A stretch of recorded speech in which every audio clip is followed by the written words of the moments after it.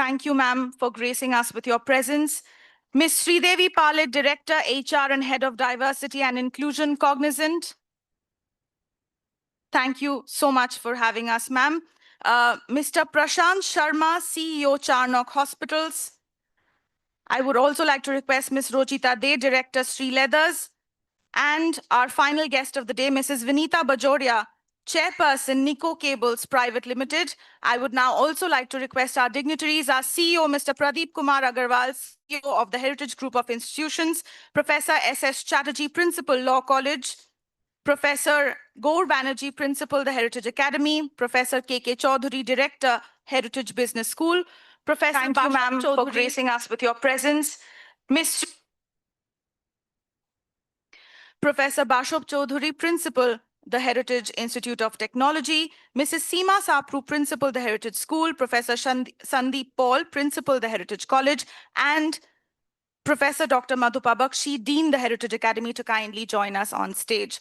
And ladies and gentlemen, without further ado, let us begin the proceedings of the day with the national song.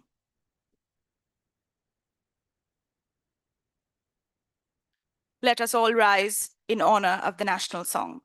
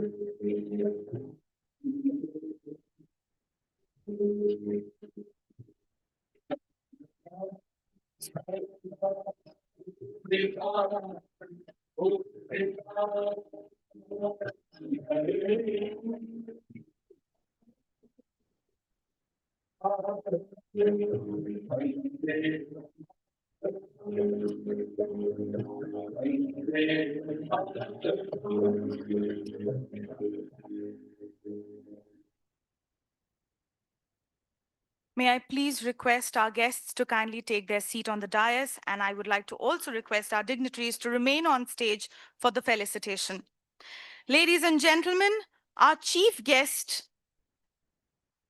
and our guests and dignitaries will now proceed to light the ceremonial lamp as we take this moment to mark the occasion with the auspicious flame that signals the beginning of each event.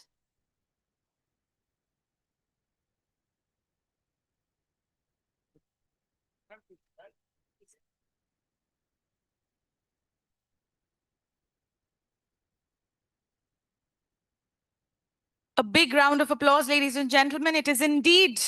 We are indeed graced with a constellation today.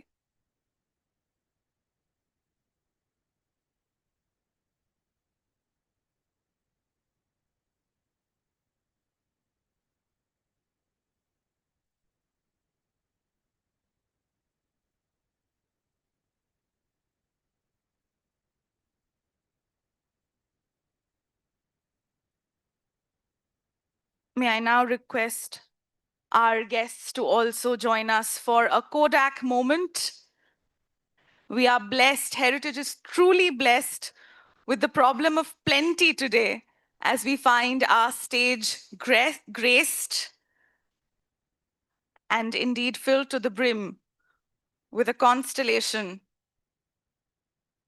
of the doyens and stars of their field for International Women's Day 2026. Thank you. May I now request our guests to kindly take their places on stage. Ladies and gentlemen, as we begin with the felicitation, our chief guest of the day is someone who has been a career Foreign Service officer. He has served in Riyadh, Jakarta, Singapore, and Tehran, in addition to various management roles in the Department of Foreign Affairs and Trade, Canberra, a polyglot with a number of master's degrees in strategic studies, commerce, and international law, and most recently, Australia's ambassador to the Hashemite Kingdom of Jordan. We are extremely fortunate to have with us today the Consul General of Australia in Kolkata, Mr. Bernard Lynch. I would like to request Mr. Pradeep Kumar Agarwal, CEO, the Heritage Group of Institutions, to kindly felicitate our guest, our chief guest of the day today.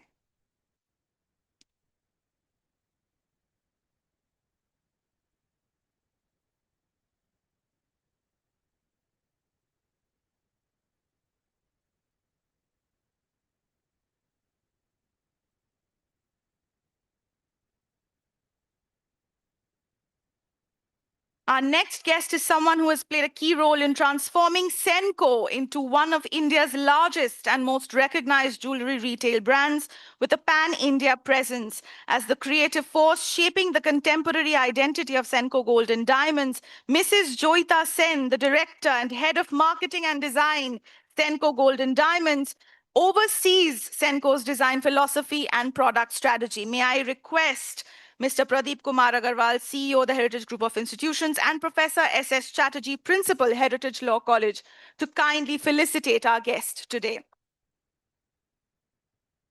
Mrs. Sen has overseen the growth of brands such as Everlight, Aham, and Sense, along with fashion-forward labels like Gossip. We are deeply honored to have her with us today. She has given birth to a diverse luxury brand, Sense, as the director of Senco Gold and Diamonds. Ladies and gentlemen, may I please call upon Mr. Pradeep Kumar Agarwal, CEO, the Heritage Group of Institutions, and Professor Dr. Gaur Banerjee, Principal, the Heritage Academy, to kindly felicitate our next guest of the day, Ms. Sridevi Palit, Director, Human Resources, Head, D&I, India, Cognizant Technology Solutions. Ms. Palit is a co-member of Cognizant's Global D&I Leadership Team and the solution architect for the award-winning Cognizant Women's Leadership Development Program, Propel and Rise. She's passionate about inclusion and leading with empathy and has been recognized among the top DEI leaders in India by Human Resource Association of India in 2023 and 25. May I please request our CEO, sir, and Professor K.K. Chaudhary, Director, Heritage Business School, to kindly felicitate our next guest of the day, Mr. Prashant Sharma, Managing Director of Charnock Hospitals SKM Group. An alumni of ISB, Hyderabad, and Harvard Business School, he's heading various industry bodies in the position of chairman Indian Chamber of Commerce, National Healthcare Committee, Chairman CII Healthcare Committee Eastern India, and Charnock Hospital and Charnock Lohia Hospital has a collective bed capacity of 636 beds, and Charnock Healthcare Institute has a nursing college as well. Our next guest of the day is Ms. Rochita De, Director, Sri Leathers Limited, founder and the founder, House of SL. May I please request Professor Bashop Chaudhary, Principal, Heritage Institute of Technology, and our CEO, sir, to kindly felicitate our guest. Ms. Rochita De has grown up in an entrepreneurial family, and she is currently taking forward her father's legacy by spearheading digital and offline expansion for Sri Leathers, in addition to launching her own brand, House of SL. May I please request Mrs. Seema Sapru,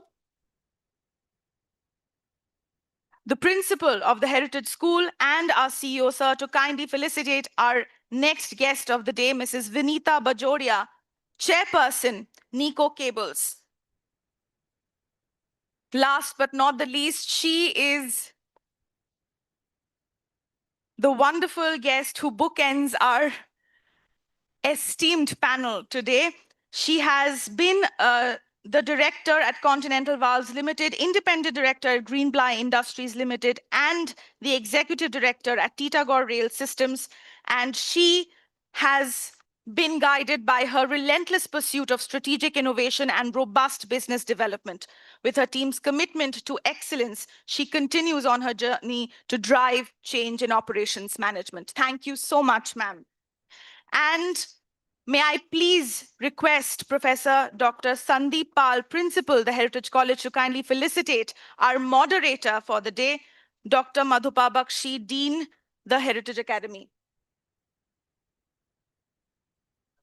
Yes. And Mrs. Seema Sapru, Principal of the Heritage School, to also do the honors. A large round of applause, ladies and gentlemen. We are about to engage in some very important dialogue and discussion today.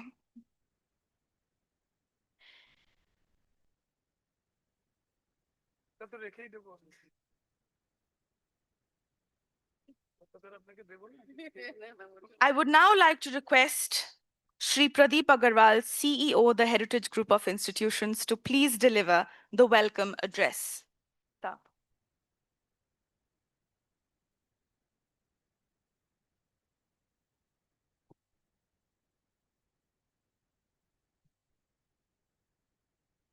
His Excellency, Mr. Bernard Lynch, Consul General of Australia, esteemed panel members, dignitaries on and off the dais, respected principals, distinguished faculty and staff members, and my dear students. Good morning and namaskar to all of you. It gives me an immense pleasure to welcome all of you on this very auspicious, very special occasion as we celebrate International Women's Day together. This year holds even a greater significance for us as we also commemorate 25 years of our journey guided by the theme Nurturing Excellence. On such an auspicious occasion, we are truly fortunate to be joined by a distinguished panel representatives from the diverse field, from diplomacy to entrepreneurship, from corporate leadership to the world of arts and curation.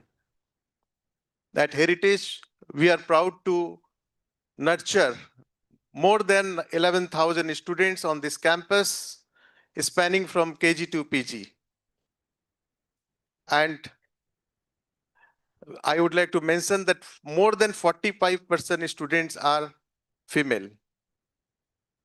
Equally encouraging is the fact that amongst our 900 faculty members, more than 55% faculty are women, reflecting our commitment to inclusivity and empowerment. Our achievement speaks from themselves. Many of our national toppers across K-12 and higher education have been young women, alongside remarkable achievers in sports and various co-curricular arenas. We are especially proud that one of our distinguished alumni played a significant role during COVID-19 pandemic, contributing to the development of AstraZeneca vaccine at the Jenner Institute, which is part of University of Oxford, a contribution that impacted lives across the globe. I sincerely hope that today's deliberation will offer fresh insights and meaningful perspectives on the theme we celebrate. While discussions are on gender parity are essential, I firmly believe that mutual respect, understanding, and empathy from the true foundation of an equitable society. Let's therefore engage wholeheartedly in today's session with open minds and inspired spirits and make this celebration both enriching and memorable for all. Thank you. Jai Hind.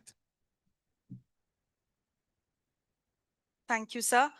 I would now like to request Professor Dr. Bashup Choudhury, Senior Director, Higher Education, the Heritage Group of Institutions, and Principal, the Heritage Institute of Technology, to kindly address the gathering.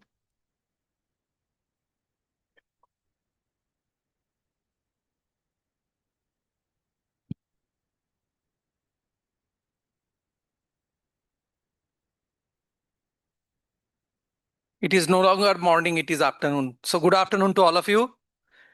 Honorable Consul General of Australia, respected and distinguished members of the panel on the dais, my respected teachers,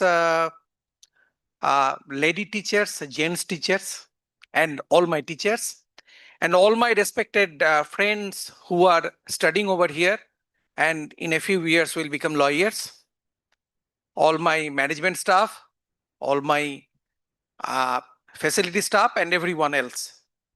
Thank you so very much for making such a big crowd, and thanks to the panel for bringing the discussion over here.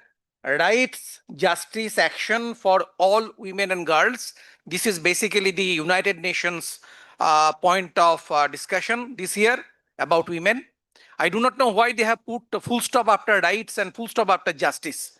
I could not understand that, because no right can be established without proper provisions of justice, and no justice is possible without proper action. Right? Justice must have teeth, and any right, if you want to enforce, there must be justice, there must be law. So I do not know why those full stops are there. We started this program with Bande Mataram by giving respect to our mother, to our motherland, and the city of Kolkata is particularly famous because you will find the temples where Goddess Kali is revered, a lot of it, Goddess Durga and everyone. In spite of that, there are a lot of inequality in the system, and I do not know why it exists. Although the inequality has reduced over the years to a great extent. I will tell you a small story. The story is like this, that 100 years ago, small daughters used to be married, they used to come back being widowed, and there is a setting over here, the brothers and the sisters there, some of the sisters are widowed, they're taking food together, and one brother is telling the sister that, look, I am eating fish and you are not allowed to eat fish. And the mother, she's being questioned by the daughter, mother, brother is having fish and brother is having proper food. Why am I not getting proper food? Mother cannot answer. Next day, what mother did, mother put some kind of cereals or dal, and made some kind of small fish like thing, and gave that to the daughter, and the daughter started eating. And then the brother said that, look, in our fish there are what you call kata, thorns, but your fish does not have thorns. Look, 100 years ago. And then what really happened? Next day, then the daughter asked the mother, Ma, look, brother is having proper fish, having proper thorn or proper what you call kata, but I do not have that. So the next day, what the mother did, mother took very fine, the strand of bamboo and put them into the material that she was making, and put that. And next day, the daughter said that, look, brother, today I am having the fish, and also it has thawed. 100 years ago. Point is, slowly with 2 days, you find the empowerment and the issues. And the issues are there. Issues are there. Issues are there in offices. Issues are there in homes. Issues are there. At the same time, there has been a lot of development, and on those development, we are definitely progressing. Swami Vivekananda, under whose name this hall is named, he said that men and women are two wings of a bird, and if those two wings do not function properly, no society can progress. The Western countries have done that better than us, as per the reports. But the point is, we are also trying, and the fine prints that are there and that need to be discussed, this distinguished panel will discuss about them and will come out with suggestions that we need to understand. Even now, when the Mohilas are given some proper due, there are talks of Mohila promotion by the men in the workplace. It really happens. So the point is, we need to be extremely judicious. We need to be extremely correct. We need to be extremely grateful. And not only in offices, at home. It will start with our mother. It will start with our wife. It will start with our daughters. It will start with all our children. And remember, that is not only women, it should be justice, and ultimately humanity is the most important thing that will depend. And for women and men together, we need to create a society where there will be no discrimination, there will be no difference, there will be no castigation, and everything will be all right. So that is something I would look forward to the distinguished panel, and I hope the students will get a great chance to listen to all the respected members of the panel, the Honorable Consul General, the Honorable person from Charnock Hospital, and all the distinguished ladies whom I adore, whom I pay my respect, and for whom I have the greatest respect. I am putting that on record. Thank you very much.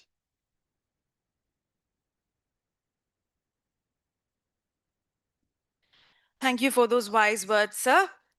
Ladies and gentlemen, indulge me a little, if you will, as we stand to begin the discussion. Each time a woman stands up for herself, without knowing it possibly, without claiming it, she stands up for all women. These were words by none other than Maya Angelou. This year's theme calls for action that can unlock equal rights, justice, and solutions for all, so that no one is left behind. As we enter the second quarter of the 21st century, the global community faces a sobering reality. Women currently hold only 64% of the legal rights afforded to men. Despite decades of advocacy, systemic gaps in work, safety, and property rights remain entrenched. If we continue at this current pace, it will take an estimated 286 years, you heard that right, to achieve legal equality. For International Women's Day 2026, the United Nations has established the theme Rights, Justice, Action for all women and girls. This theme is a clarion call to move beyond promises and towards enforceable systemic change. It aligns with the 70th session of the Commission on the Status of Women, focusing on dismantling the structural barriers such as discriminatory laws and harmful social norms that prevent women from accessing true justice. India already has the right to education, laws against child marriage, workplace harassment laws, and maternity benefit laws, yet, unfortunately, implementation gaps remain. What does equal justice look like in practice? especially around the themes of protection, participation, safety, and equality. Well, at Heritage, we are not just discussing the glass ceiling, we are examining the very legal and social foundations that keep it in place. This is the discourse that we are about to embark upon today. And without further ado, I would like to hand over the proceedings to our moderator, Dr. Madhupa Bakshi, Dean, the Heritage Academy. Ma'am. That's the demand. Okay. Is this working? Yeah, this is working. Good morning, students. Today you've heard about all the things and we need you to be there because this is just not a celebration. This time, the UN action says that we should act. It's not just a demand of justice, rights. It's that where we should take action. We are 131st among 143 countries in gender gap.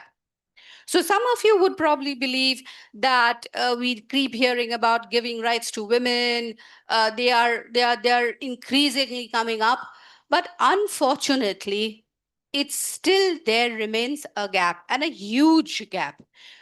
72% women work, and compared to that in India, 27%. But underlying that, I would again resort to Maya Angelou because within it, she gives women the inner strength to be what they are. I'm not cute or built to suit a fashion model size. It's in the reach of my arms, the span of my hips, the stride of my step, the curl of my lips. I'm a woman, phenomenal woman. That's me. So we need to believe in ourselves. We need to take the empowerment that is given to us. We need to ask questions. We need to demand justice.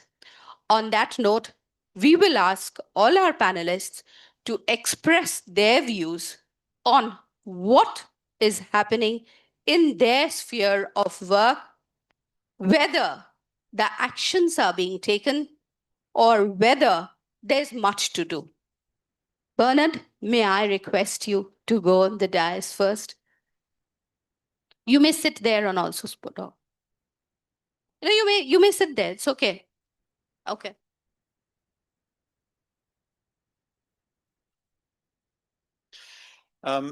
Thank you very much. It's a real pleasure to join this great event today with my fellow panelists, all very esteemed people. I'm very new to Kolkata, so this is really one of my first public events here in the city, and there's no more appropriate event and no more event that I'm so delighted to be a part of. And thank you also to Mr. Pradeep Agarwal, Dr. Basab Chowdhury, and Dr. Madhupa Bakshi for enabling my attendance today. I truly am honored to be here. The subject of gender equality and the UN theme this year of justice and action really resonates with we Australians. And as an Australian government representative, I can say that Australia, from the very beginning of the United Nations, has been a great international champion for gender equality, women's empowerment. And we are alarmed as a country, as a government, that in this day, we still see more than 2.5 billion women who perhaps are disadvantaged economically or denied equal economic opportunities. We also see still very extensive gender-based violence, sexual exploitation, and these scourges that really impact not only on women, but and diminish societies and countries. So Australia is a very active voice in this regard in terms of looking at what we can do as a country, as a government, to address some of these issues. because we're not only talking about women's empowerment, but we believe that gender equality reduces poverty and conflict and strengthens social cohesion, which is badly needed in the world today. It unlocks economic productivity, which is a very obvious point to me, and drives development, investment, and opportunity for current and future generations. We have a number of programs in place at the macro level, if you like, the interstate level. We work very closely with the Indo-Pacific, our Indo-Pacific neighbors, on addressing gender-based violence and empowering women in society. And in fact, Australia has a very extensive development program, and 80% of our projects are in fact rooted in gender equality outcomes. At the more local level here, I'm proud to say that the Australian Consulate General in Kolkata supports at the grassroots level a number of projects, rural skills, women's skills training and empowerment, and of course, climate-related adaptation strategies as well. Because what we find is that women and girls are much more likely to die in natural disasters. I think I've seen a figure of 14 times more likely. And that's quite a frightening figure. So we can't disaggregate the challenge or the climate change impacts and the position of women in society. I'll stop there because I'm conscious of time, and I know that there are many other panelists with insights to offer. Thank you.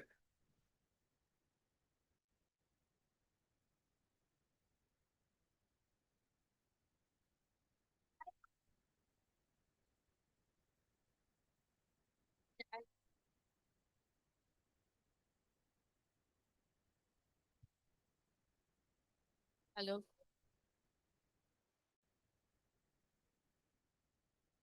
Hello आवाज আসছে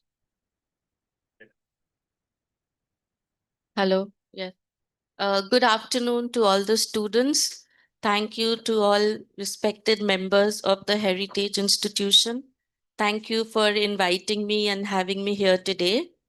And today's topic, from what I heard, about the questions and everything, I just like to say from a very realistic perspective of what actually happens in the world when you're outside of your college. That's what I'd like to share here today. That we are all aware that there is a disparity, and Women's Day is a movement that has caused a lot of awareness, put pressure, has created opportunities also for women, which is why today where we are. And any change that needs to take place takes time, perseverance, and it is the responsibility of every generation to ensure that their generation progresses from the previous generation.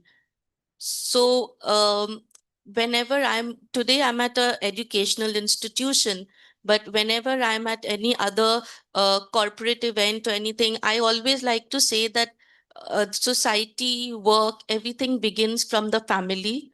When there is equality in the family, Professor was saying the story about the brother and sister, and I think that's fundamentally where the difference starts, and that's how our mindset changes.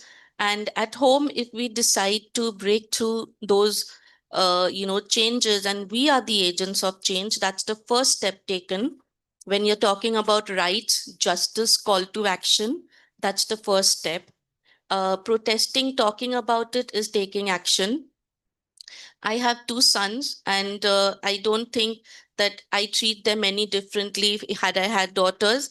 So they also work at home doing exactly what people would expect the traditional role of girls would be. So now moving on from family to work, whenever I sit for a lot of interviews, and when I look at the person on the other side of the table, I do not look at their gender. I will be very honest and candid. I come from an industry which serves women because we primarily sell jewelry, luxury, and women are our customers. 95% of our customers are women, and 5% of our customers are men, because we are seeing a growing trend among grooming, fashion for men as well. So we cater to both. And so for that reason, I feel that though it's a industry which is catering to women, it's an industry still very dominated by men. Having said that, there are now women coming to the forefront in the industry as well. And that makes all the difference, because we bring to it intuition and a certain amount of awareness of the customer that we deal with. So, which is why whenever I sit across the table, I look at how competent the person is and what the role requires, because that is very important, that when you go to any institution or any work corporate, wherever you choose to work, uh, I believe all of y'all are lawyers over here, would be lawyers, or y'all are also from other fields of management. Is it just lawyers, ma'am? No, that's not law, but there's bulk is law. Bulk is law, but there would be some BBA, BCA, and some engineering students. Okay. So it's But very bulk is law. Bulk is your entire ground floor is law, not the upstairs people.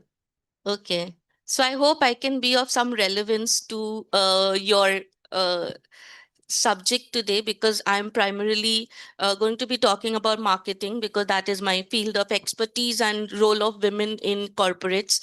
Uh, So it is about your capability, it is about how you present your ideas, and it is also very important to understand your qualities, your strengths, and where you will go, that those strengths are also going to be appreciated, because every corporate has a set of rules, they have their set of ideologies, values, and so it's very important that you understand where you are going. Having said that, nothing ever worth doing is easy. Coming from entrepreneurial background and working in entrepreneurial background, it was not easy, because you have to earn the respect of your team members, and perseverance, I feel, is the only way forward. And also this year, in technically speaking, over the Women's Day, it's been give to gain is actually what is this year's main theme. And that is because we realize that collaboration, mentoring, training, these are more important. So while you are also learning about your laws, what extra skill can you develop? What can you train yourself to do that will make you stand out? These are the actual practical real life questions you should be asking yourself. How can I differentiate from my fellow colleague that will add to my value skill set? Which is why empower yourself with knowledge, empower yourself with skills, which is actually what is more beneficial and helpful. Because I think when you are really good, you show that you're good, and the person who's interviewing you also understands that you are a skilled person worth having in their organization. I think that is the most important thing for uh, today's, in the practical world, out there in the corporate world. Thank you, Joyita ma'am. You pointed out a very important thing, that it begins from the family. And perhaps that empowerment that you're talking, that believe in yourself and strengthen yourself, comes from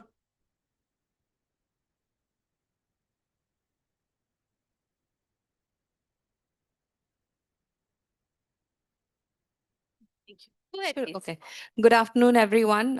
Thank you, students, for having me. And I also must congratulate you. You have a dynamic faculty who has warmly welcomed us into into your college today. Um, so I'm Rochita. I'm a second generation entrepreneur. I'm from Sriladas. It's a business that my father started. And if you go across my industry and similar industries, you will see that a lot of women who hold leadership position in my industry, they all are either born in business families or married to business families. This is not a coincidence. This is by design. Women outside the industry who don't have a male backing, and there's statistics to prove what I'm trying to say, they have to face disproportionate amount of gender-based discrimination and or exploitation. Now, even though technically it is not my story, I've had the privilege to not have those hurdles to cross, but it is important for me to say that because today we are here for rights, justice, action for all women and girls. And fact is, if decades ago, if a woman didn't stand up and say that no, women will not be treated as second class citizens, we want representation in the government, we want voting rights, we want to be in the decision making part of the society, then today possibly I would not have been here. Which is why I'm here talking about the women who don't have the same privileges that I do. Having said that, does that mean I'm going to quit my job, give up my work, and then go ahead and take up social activism? It's not my calling, so I wouldn't. So, what can you and I do that can change the society going forward? We need to address the discriminations at home, the microaggression comments that we face. Oh, because you're a girl, you need to learn how to cook. No, ma'am. Cooking is a surviving skill. Men and women both need to know how to cook, unless men operate on batteries, which I don't think they do. Comments like, be careful of the car on the left, it's being driven by a female driver. Even though I don't think the person is trying to offend somebody, I think they think it's a seemingly harmless comment. So when we address a comment like this, we also need to understand that they have had generations, decades of conditioning, which is why they have that implicit bias. But at the same time, politely also, we can convey what we want to say. In my family, because within the unit, there is such a strong narrative that I saw both my parents, they grew up as entrepreneurs. So I never thought of myself as any different from my brother. And I know what Joita Di also said about her sons. They've both grown up to be such a beautiful, like Women's Day is not about just women. Men also have to equally contribute towards that purpose. So if an external factor, let's say a family friend would gift my brother a toy car and gift me like a tea set, I wouldn't think of any differently. I would think, oh, maybe they have given me this kitchen set or tea set because they think I can own a chain of restaurants someday, because that's the conditioning I grew up with. And I hope that in the future, if the society has to progress, we all think in a way where we can just, instead of changing everybody, just build the narrative in our homes. Thank you.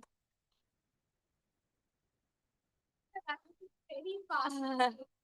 Because you're saying changing the narrative, the way you look at it, that is so important in a household. Yes, thank you. Thank you, wonderful. I think hopefully this will work. Ma'am, it's working? Yeah. Okay, go ahead, ma'am. So, good afternoon, everyone. I would like to welcome all of you and thank the organizers, the leaders, and the faculty of this wonderful institute. I have been actually having discussions with Mr. Agarwal and Ma'am Sapru. And I must say, I'm so impressed with the way this institute has embraced our strong cultural heritage along with the latest technology and how it's merging the two to really create future ready and confident students. So I'm sure that once you all step out of this institute, you all will be ready to face the world as individuals, as human beings, not as boys and girls or men and women. So today it gives me great pleasure to be here to celebrate International Women's Day with you. And today's theme is rights, equality, and justice for all women and girls. But let me begin by asking you a question, that why are we talking about equality today when we have laws that protect equality, when we have the right to education, when women are leading companies, working, voting, and they're becoming doctors, scientists, and engineers. So where is the need for this whole discussion on equality. But let me tell you one thing, that having rights on paper is one thing, but living these rights in day-to-day life is something else.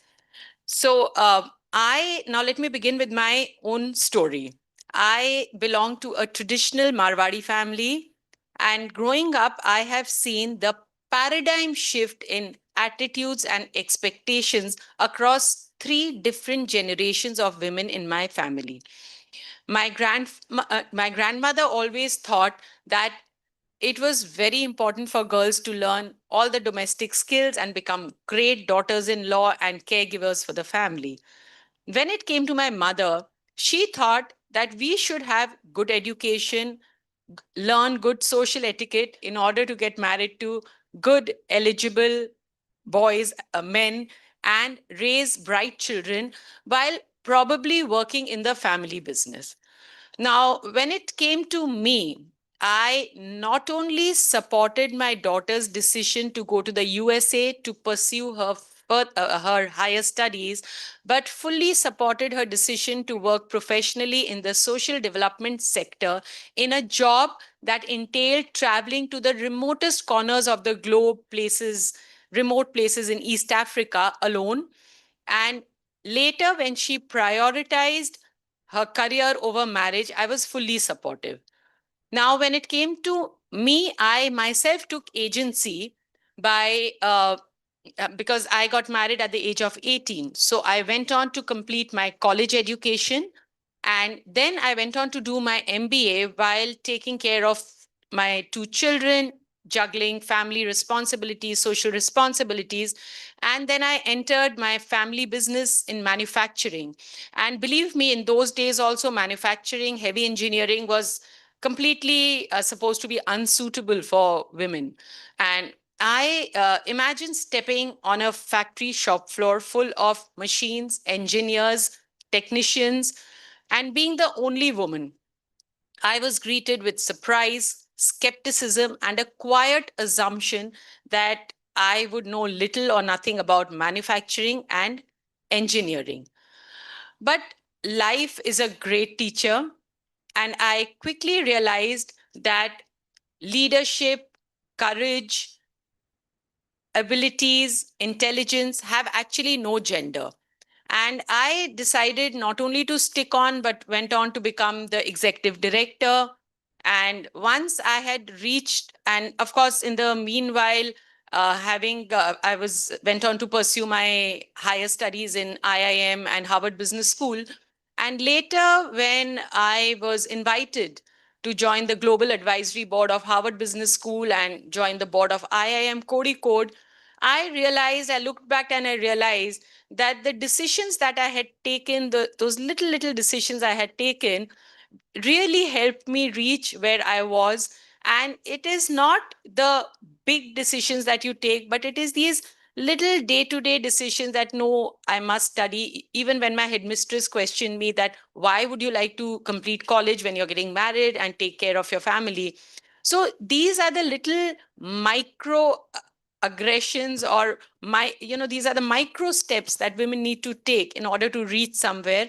And later on in my family business, when I reached the position of the executive director, then I decided to step down and start my own entrepreneurial journey. Having seen my father being a first generation entrepreneur, I thought that instead of just being a legacy inheritor, why can't I be a legacy creator?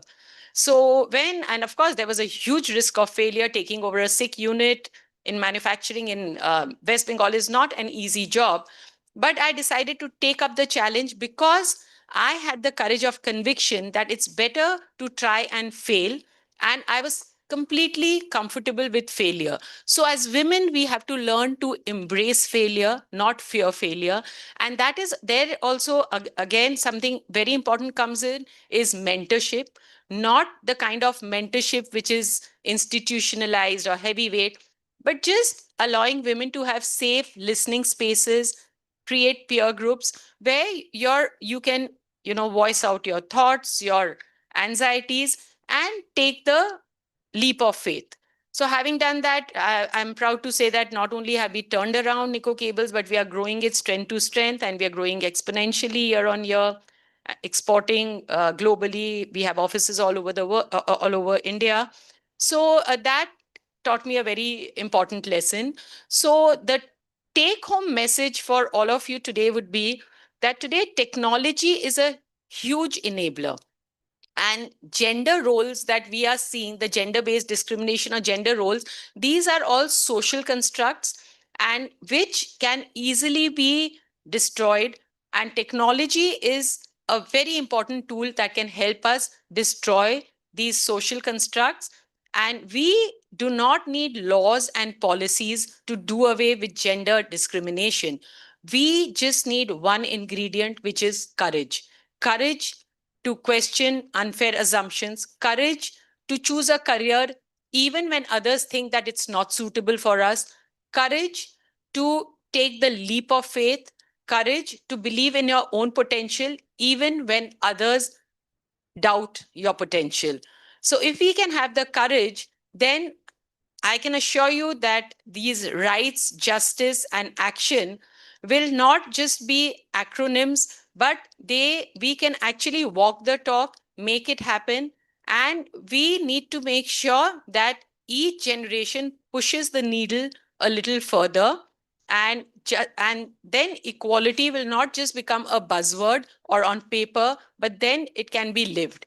And once we do that, I assure you that the playing field has never been more level than today, and girls, women will achieve greater heights, and probably, if not equal, they can even surpass men, because all the skills that we need today are absolutely gender agnostic in this day and age of digital technology. Thank you. Thank you so much, man. What an inspiring story. And in a manufacturing world, a woman carving her career, those who know will know what a difficult task it has been. It has been, because now probably it's much more easier. You were probably trailblazers on those days doing a career in it. And you reminded, it's a very important lesson. Gender is a construct. Absolutely. So gender is what we make it out to be, what we believe it to be. On that note, I will ask now a man to enlighten us on his thoughts. Yes, please.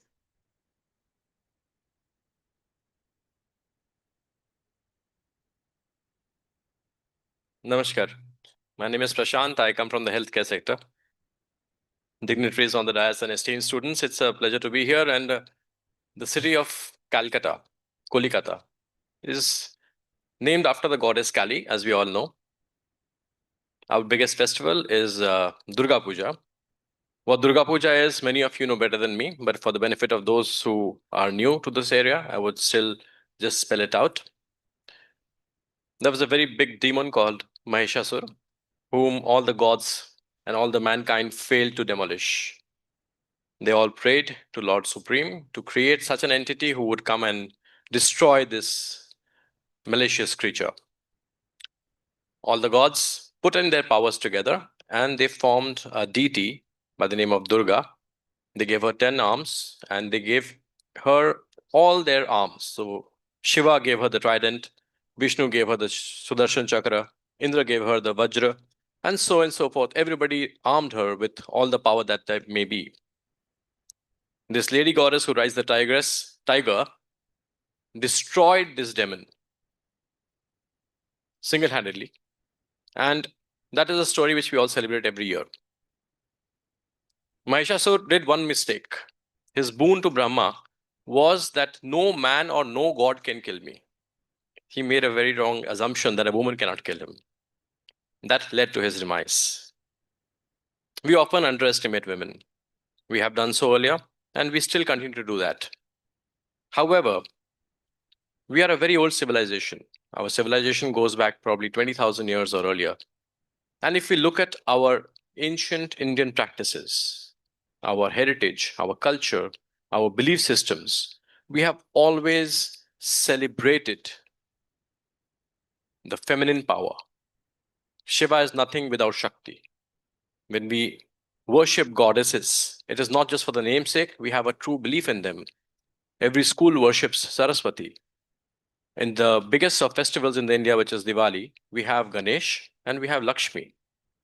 At all points of time, we have always held women, not at par, not equality or something like that, but always in very high esteem, sometimes above and beyond what man has held as a position. Over the last 2000 years, we were ruled by multiple other ethnicities. During that time, there was a lot of mix of culture. There was a bit of learning from our side to theirs and more so from their side to ours. That and the deterioration of the ancient practices led us to forget what made us as an ancient Indian civilization, as an ancient Indian society. A society which revered its women, a society which respects its women, a society which upholds its women, not just as equals, but sometimes as superior. So our issue today is not of amnesia, it's not of diversity, it's not of inclusion. Our issue of today is of amnesia. We forget what we were. We forget what we have been doing for thousands and thousands of years. There are many things which we can learn from the West. But there are many things which the West can learn from us as well. Ancient cultures like India, China, who have been there for thousands and thousands of millennia, has such deep-rooted wisdom that this we can share with the other parts of the world. My sector, healthcare, is dominated by women. My company has almost 1,400 people now, and 63% of them are women. And we are working shoulder to shoulder. So I have a privilege of never even this thought crossing my mind that women or men or whatever it is, because we have so many women in our workforce that they are working as equals. They have board seats. My CEOs for 2 hospitals are women. Our principals are women. Our board members are women. So our ground staff are women. Nurses hold the backbone of the healthcare system. So many great doctors are women. So this thought, I mean, personally, when I listen to such luminaires like Joyita, like Ruchita, like Vinita, and yet Sridevi to be listened to, I was sitting and wondering why Mr. Agarwal wants me to be here, because I'm the most unfit person. You have such brilliant speakers on dais and who have got such fantastic stories. But I really felt that there's probably no need of me to be here. But now that you have me and you have to bear with me for a few minutes, I might as well share. The strengths, the insights which women bring to the workforce are phenomenal. The highest powers that people go to are these kind of power centers. Say, for example, Kamakya Temple in Assam, we are all aware of. This is a center of Shakti. This is a source of power. These are all not just ancient rituals, but these are beliefs which are practiced even today. So my sort of suggestion or request or advice would be that let us remember who we were. Let us remember what we have been doing, and let us not fudge it with what's going on everywhere else. Let's re-practice what we have been doing and what we are very good at doing. Once we remember that, once we incorporate that in our belief, in our livelihood, in our lifestyle, then all these issues like inequalities, justice, diversity, and all these concepts will just evaporate because they will cease to exist. The basics would have changed, therefore the whole society would have changed. Bengal has led many thoughts, and I was just sharing with Excellency that we are a traditional culture. We have had very, very deep-rooted traditions, but we have also been, when I say we, I mean people from Bengal, have also been very progressive thinkers. Over the last few hundred years, if you look at all the progressive mindsets that have come, many of that has come from Bengal. So perhaps we can ignite this thought process from our state, from our geography, and this could spread across multiple regions. I really hope that women get their rightful place in other sectors as they are getting in my sector. And personally, I'm quite a big fan of how things work when women are more involved. And in my mind, I do not see this inequality, and I hope that other colleagues from other industries and other sectors can also come to the same realization. Thank you. Thank you, sir. That was invocation of the past. And absolutely, that was a period where we had Gargi, Khona, and they were equal with men. And we would definitely want women to have that same equality. Yeah, and there we come to the specialty of DEI and in a corporate IT sector. Sridevi, please. Yes, please.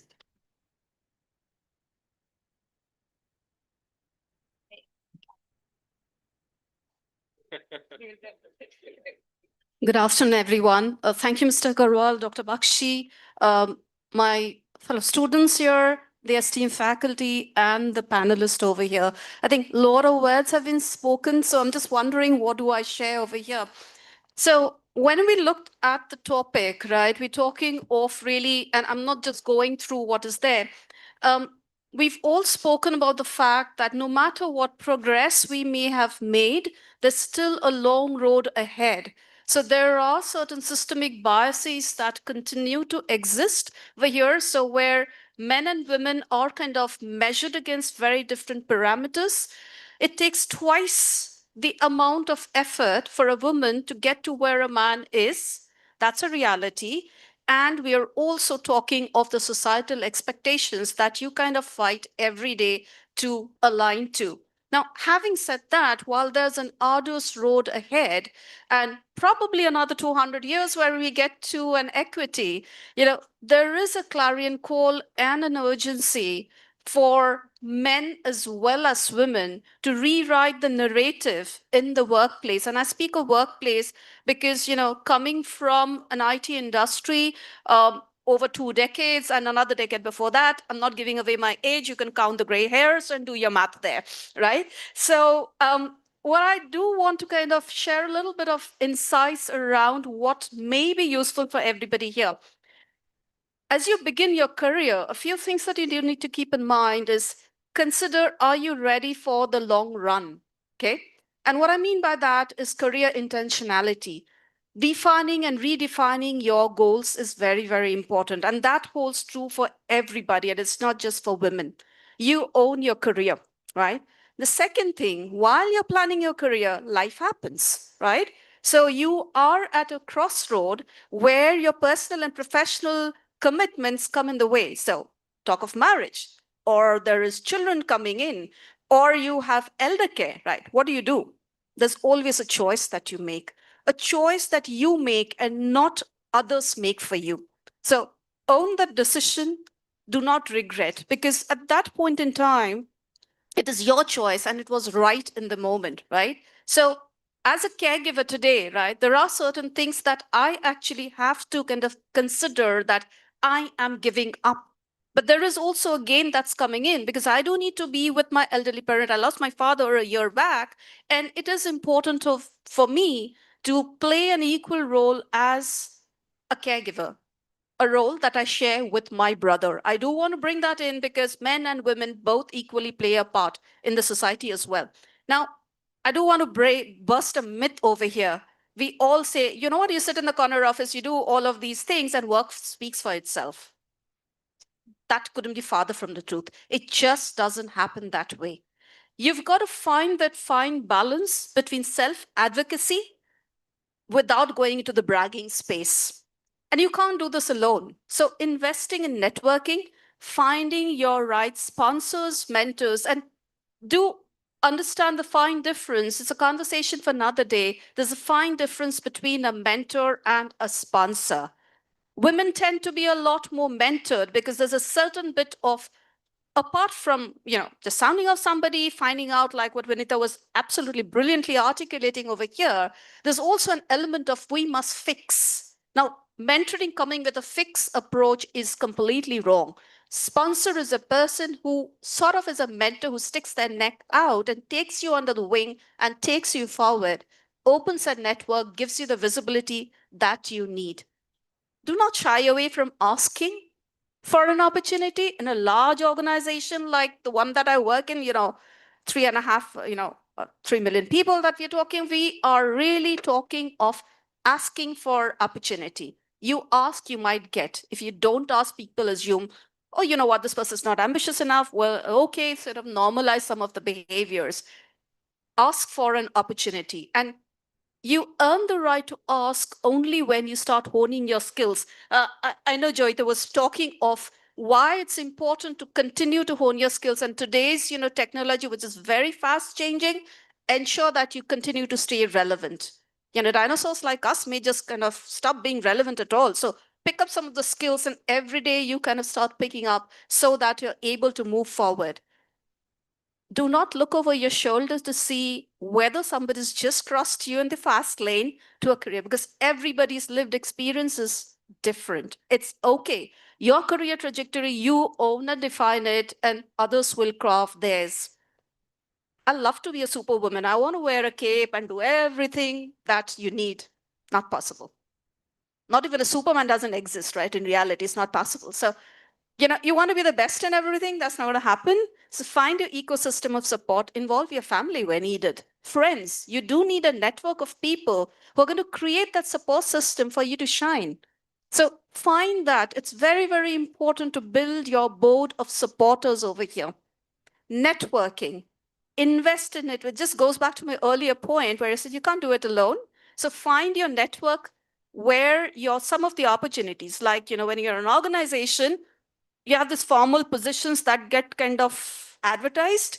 You apply for it only to realize, that's been taken by someone else. Okay. And there are certain hidden opportunities that you'll never, trust me, get to know. I come from an HR function. I'm just letting out a little bit of the secret. So there are certain informal opportunities that will come your way, provided you make those. And there's a certain little bit of a selfish motive here.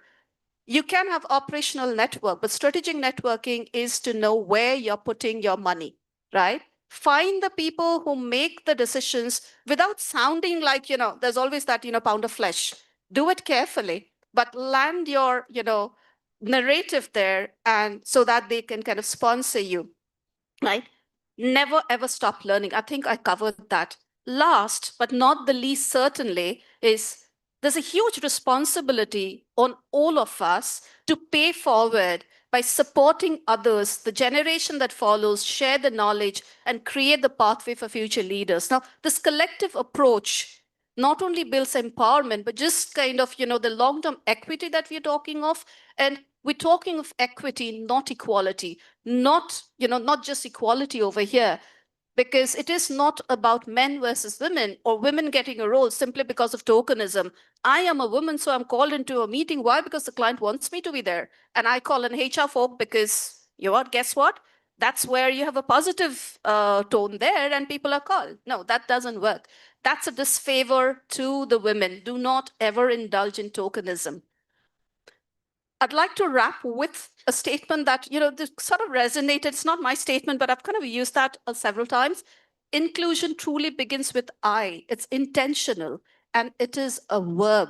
A verb, because there needs to be a shift from what is a rhetoric to measurable action. Without an action, nothing moves. We'll still be talking the same stuff another 200 years when nothing has moved. We've already seen stats and data. So how do you kind of collectively take action in order to do that? So I think the generation that's coming here, you're more vocal, you're more equipped, you want to take action. So that's like more power to all of you as you make your strides. So my hope is you'll make that difference because the journey's already started. And again, thank you to the Heritage Institution for building the future that we have.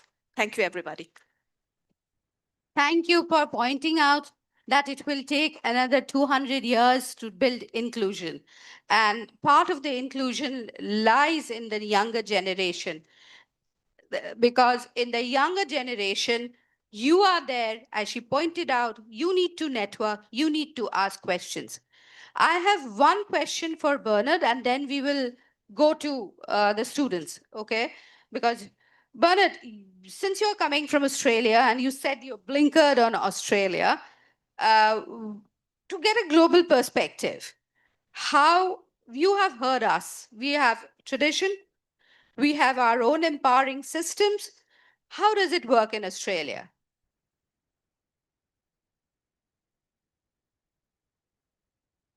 Yes, thank you very much for that question.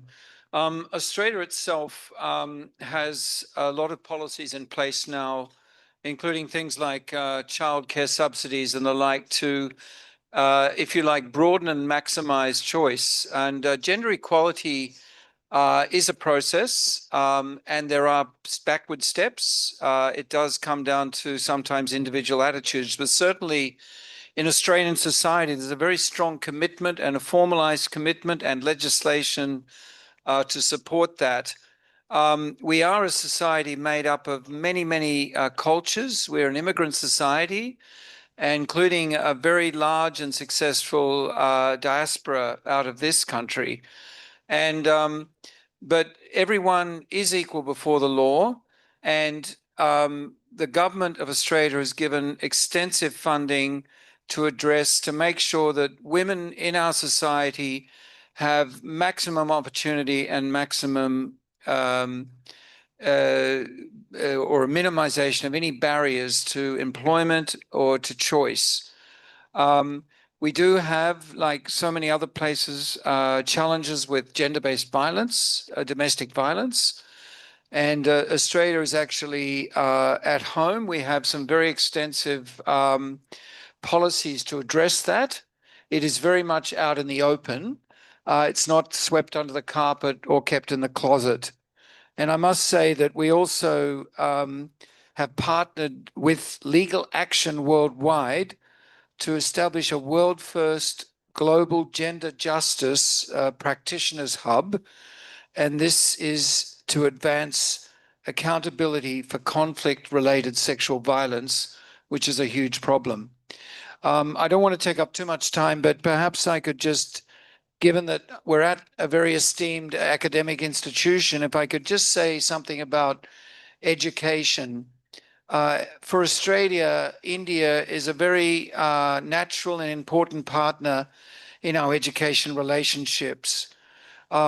We have Indian students in Australia are the second largest growth students. We have India, the government here has policies in place to develop skills and create jobs for this very young population. And Australia has many, many fine institutions. So I'd encourage you all to look at Australia as a destination. Our degrees are world-class and well-recognized. We have opportunities for work experience after graduation in Australia. And we're also developing rapidly offshore campuses. Our Australian educational institutions are establishing campuses here in India. And that is also another avenue for students who perhaps would prefer to stay in their home country, but get a great quality education. One of my colleague at the Consulate General, if you'd like to stand up, Soham Chakrabarti, is our education guy. So if you have any more detailed questions, please seek him out after this event. Thank you. Thank you, Bernard. Can I ask the students? I will intermittently ask. May I ask the students? Anybody has a question? Nobody? Anybody has a question to ask? If not you, then I'm going to ask. Joyita ma'am, you talked about gender equality starting from the family. Your company is your family. Would you like to give any example? Because you said marketing, Salesforce, that is mainly women dominated, if I'm correct. And the making of jewelry, the other part, there are men there, right? So how is the balance maintained? How does the company work? So firstly, I'd like to say that Senco as an organization has 45% women workforce, and also not just with gender equality, but we are also all inclusive in the sense that we cater to other community as well, including we have from what we call the deaf and mute community. The disabled people. Disabled people. So as a company, we believe in encouraging, and it's literally all inclusive. So we look at skills, we look at competency, and we are a company that is hungry for growth. So we look at people who also have that brilliance to, understand the vision and you know, there are two kinds of growth. One is a professional growth and one is a personal growth, and they both go hand in hand. So along with the professional growth, to have your own personal growth, that is what we look at when we want members of our family, new members to join. And those who are there, of course, you know, without the team, the company can really do nothing. So everyone is very aligned to that vision, and that is how we work. And coming back to your question, yes, we have a lot of leadership roles within the company, whether it is back end in the head office, HR department, marketing department, including finance department, because that is one department where we see the percentage of women are very less. But even in there, we have a fair representation of women in that department, legal department. Then also, we see that at the sales, a lot of our managers are women. So when it comes to making the jewelry, yes, men are predominantly, I will say 98% of them are men. But Is there we- any reason that women don't get in there? Yes, because it is a skill which is handed down from father to son. We Oh. have artisans who've been working with us for generation, and which is why I brought up the concept of family first when I addressed all the students today. It is because what is inside is what reflects on the outside. So when within the family you are advocating for equality, that child, whether it's a boy or a girl, goes out into the world with that mindset of giving equal opportunity and looking at the person as capable, efficient, knowledgeable, rather than, oh, he's a man, he can do this better, or she's a woman, oh, I'm not confident in her abilities, which is still what happens today. But this is not how, as an organization, we like to work. And in if I say about the karigars also, over there also we have training programs where we are encouraging women to come in. So even though that percentage is less, because as an industry you can't change mindset overnight, so we are trying to bring in that change, and we have been fairly successful. In fact, in one of our Durga Pujas, when we were making jewelry for one of the pandals, we ensured that the women karigars got a fair A representation. loud clap for that. A loud clap for that. Rochita, I'll wind up after all these questions, and I'll wind up. Rojita, since you talked about a narrative, and it's a very inspiring one, that you grew up knowing that you will be, when we sit here, we completely discuss that Bengalis by nature don't get into business. And it's, on the other hand, the North Indians or the Marwaris, the general assumption is that the child will get into the business. How do you encourage this, that you should get into the business? I don't know if I was encouraged. I was just perceptive, and seeing both my parents work in the industry inspired me. And and because I was raised, a lot of my childhood I used to spend in the stores. And having said that, I'm still in a very male-dominated industry. And even though we try to include a lot of women wherever possible, like our Bhubaneswar store is completely run by women employees, 100% of it. Having said that, we still do struggle. Maintaining women employees in every strata of the departments, it is a struggle because on some level I believe that women have also internalized misogyny. They have taken disproportionate amount of domestic chores as their responsibility. Thank you for pointing that. They do believe that it is their job to manage everything at home, and it is not their male counterparts responsibility. I hope my younger colleagues are hearing that. Because sometimes I point that out to them, Yes. that everything is not your responsibility. Yes. So the issue that we deal with is because there has been systemic oppression, and this is a fact, and because women don't feel safe even on the streets, workplace, homes, offices, like wherever, it store hours, it becomes difficult for us to give them that level of security as an employer.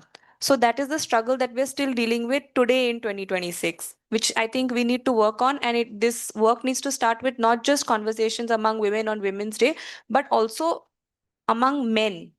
Because if it is in fact the question of safety for women, why should we not hire women? We should probably stop hiring And that's men. why we got two women here.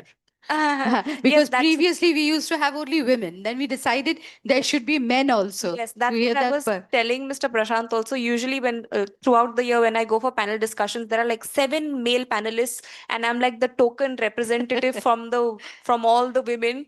But today we have representation from the men and there's like one or two token representation, which is that I'm very happy about The tokenism is not ratio what to- we should do. Yes. Ma'am, your industry is also one of the most difficult industries. So, what do you think? I would ask is how do you involve? Because women are also not excited with that industry. They might be excited with jewelry, but not with leather industry, nor with your industry, and certainly that industry because they believe they care.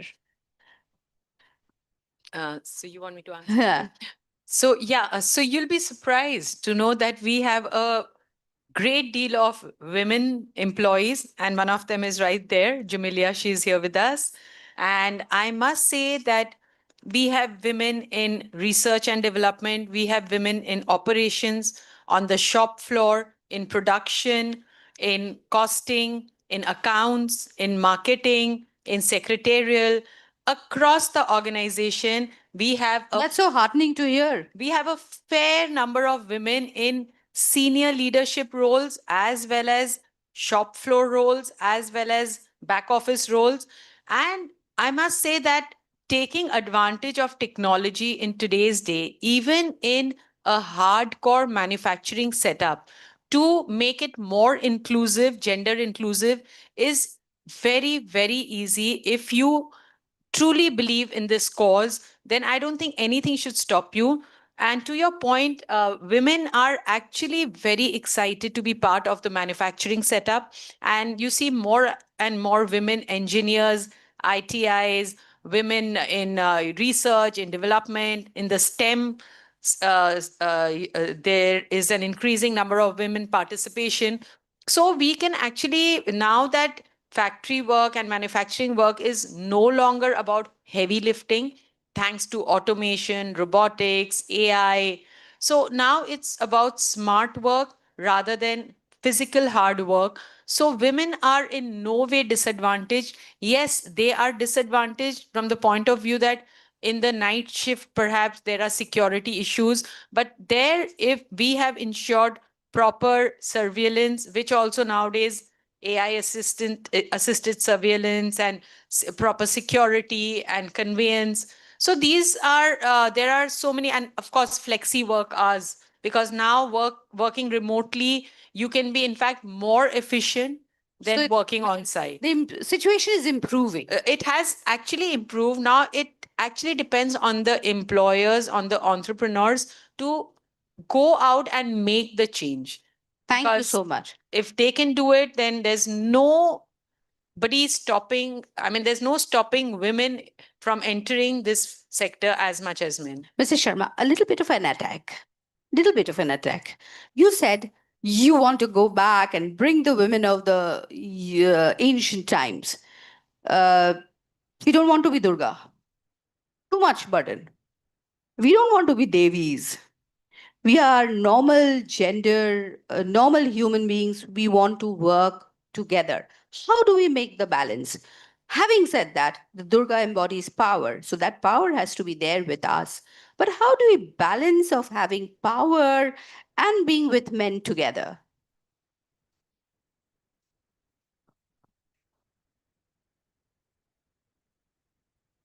Focus on your craft.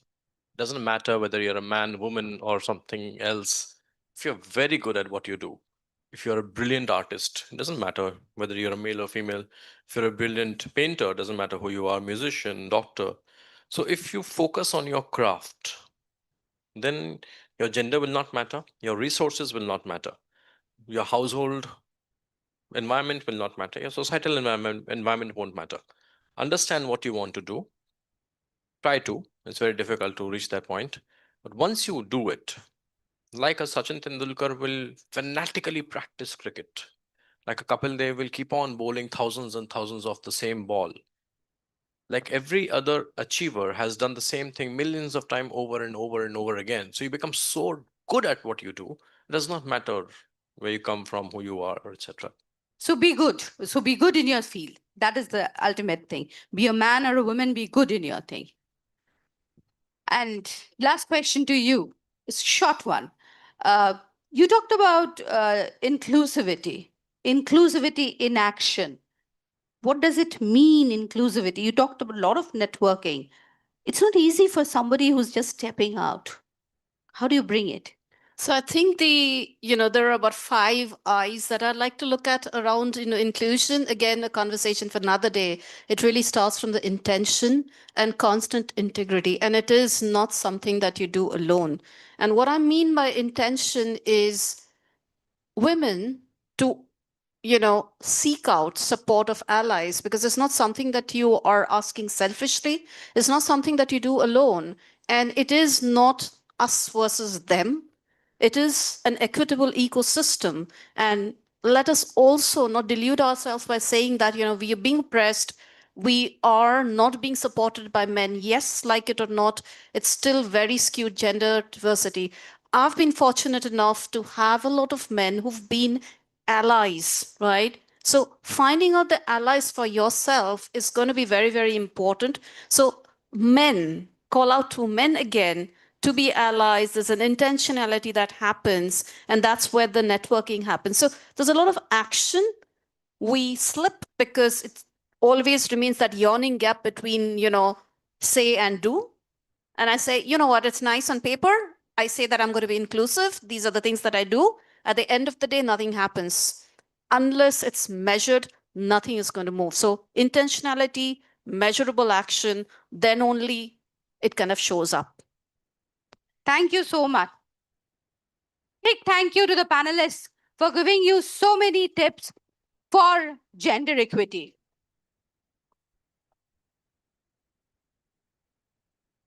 Thank you so much. Thank you. Thank you. With that, we come to the end of the day today. However, I cannot end the proceedings without once again invoking the great Maya Angelou. Just like moons and like suns with the certainty of tides, just like hopes springing high, still I'll rise. Leaving behind nights of terror and fear, I rise. Into a daybreak that's wondrously clear, I rise. And with that, ladies and gentlemen, let me call upon stage Mr. Arvind Srivastav, Joint Registrar, Heritage Institute of Technology, to kindly deliver the vote of thanks. Good afternoon, all of you. I'll not take more than 40 seconds. I know. Sorry. So good afternoon to my distinguished guests, respected panelists, and members of the audience, most of which are the students from the Heritage Group of Institutions. As we conclude this enlightening discussion on the theme Rights, Justice, Action for all women and girls, it is my proud privilege to deliver the vote of thanks. The theme of today's discussion reminds us that the pursuit of equality and dignity is not merely an aspiration, but a shared responsibility. The insightful deliberations we witnessed today have reinforced the importance of creating a society where every woman and every girl can live with opportunity, security, and respect. I extend my sincere gratitude and appreciation to our esteemed panelists for their enlightening perspectives, thoughtful reflections, and lending their support to such an important cause. Your words have not only enriched the discussion, but have also inspired us to think deeper and act with greater purpose. My sincere thanks goes to our respected CEO, sir, Principal Heritage Institute of Technology, Principal the Heritage Academy, Principal the Heritage School, Principal Heritage Law College, the Degree Heritage College, Director Business School, and all members of faculty and staff whose meticulous efforts made this event possible, and all those who work tirelessly behind the scenes to ensure its success. I take it as a great success. That's why I'm saying this. I would also like to place on record our sincere appreciation to the moderator of today's panel discussion, Dean Heritage Academy, Mrs. Madhupa Bakshi, for steering the conversation and with such insight and balance. And also to Ms. Agnijita Mukherjee, our session host, whose graceful anchoring ensured the seamless flow of the entire program. I would also like to thank the two students from the Heritage Academy who were doing the compere or the MC. They were mastering the ceremony before our panelists arrived. Thanks to the people who also gave their performances in the form of dance, monologue, and many other things to keep the audience engaged. Finally, I thank the audience for your presence and engagement, which made this discussion truly meaningful. As we depart, let us carry forward the spirit of today's theme to uphold rights, ensure justice, and take meaningful action so that every woman and every girl can realize her full potential. With these words, I extend my heartfelt thanks to everyone present here today. Thank you and have a wonderful day ahead. Thank you, sir. Ladies and gentlemen, in the true tradition of heritage, let us all stand as we end the day with the national anthem. Before that, I would like to invite our guests and dignitaries on stage for a Kodak national anthem. It is. Can we please have the national anthem? Thank you.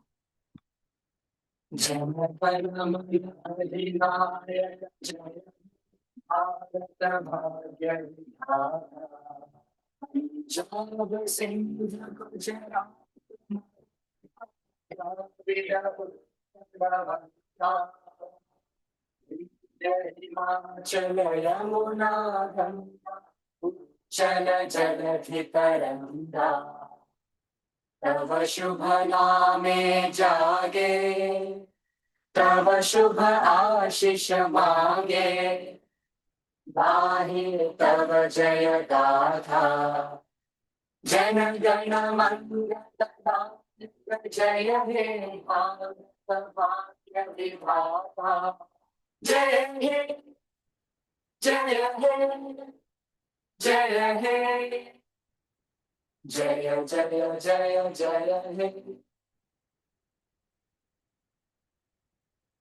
With that, can I now request our guests and dignitaries to kindly face the screen while we have a special Kodak moment of our own.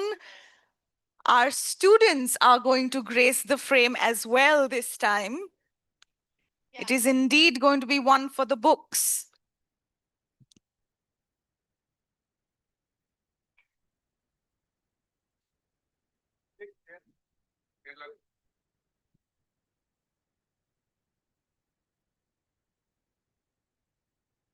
International Women's Day 2026, done right. And a testament to the wonderful discussion we have had today. Thank you so much. And of course, how can we leave without a selfie or a group fee, should I say? And students, this is a testament to you as well. You've been a wonderful audience. Thank you. Thank you so much. And with that,